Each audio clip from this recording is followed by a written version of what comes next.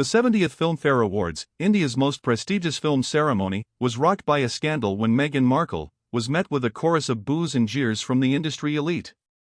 Her carefully orchestrated royalty for goodwill public relations effort, designed to solidify her global brand, spectacularly backfired in a manner that insiders are now labeling a catastrophic misjudgment of the Indian audience's sentiments.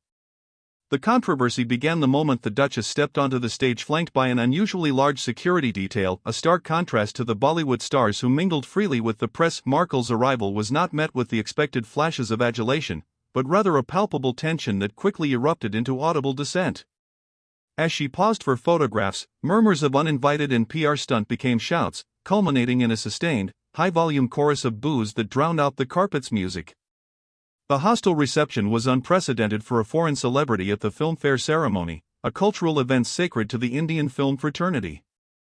Sources close to the FilmFare organizers have confirmed that Markle's attendance was not tied to any recognized cinematic contribution or official role.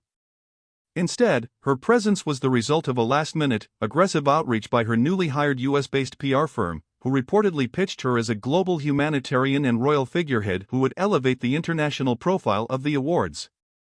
The arrangement, which allegedly involved a substantial financial commitment from a brand Markle is associated with, positioned her as a surprise presenter for a major category.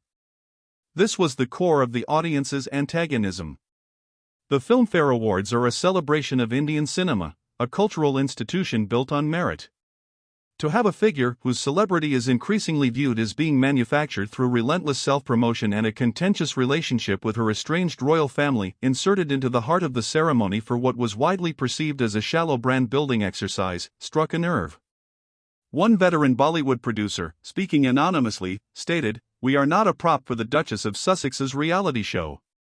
This is an industry with generations of respect.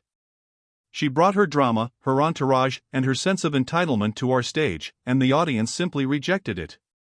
The most humiliating moment of the evening occurred when Markle took the stage to present the award for Best Film.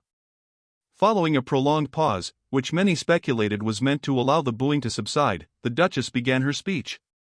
Instead of offering a gracious acknowledgement of Indian cinema or the history of the awards, her address reportedly pivoted into an awkward, self-referential monologue about authenticity and finding one's global voice. In the aftermath of the event, the Duchess's team has remained silent, refusing to issue any statement or offer an explanation for the hostile reception. This silence only further fuels the narrative of a significant PR failure and an unwillingness to acknowledge her misstep. The FilmFare debacle is a harsh lesson that her name alone cannot guarantee a warm welcome, particularly in venues where authenticity and genuine contribution are valued over manufactured celebrity. The question now is what this means for her brand's future. The consistent public rejection, whether at a UK event or an international cultural ceremony, suggests a deep-seated and widely shared skepticism about her motives. For a woman building a career based on public appeal and aspirational branding, the sound of sustained boos from a global stage is more than an embarrassment, it is a devastating blow to the very foundation of her post-royal career. The FilmFare Awards did not just award a best film, they delivered a harsh verdict on the Markle brand, a clear signal that the days of her royalty PR may finally be over.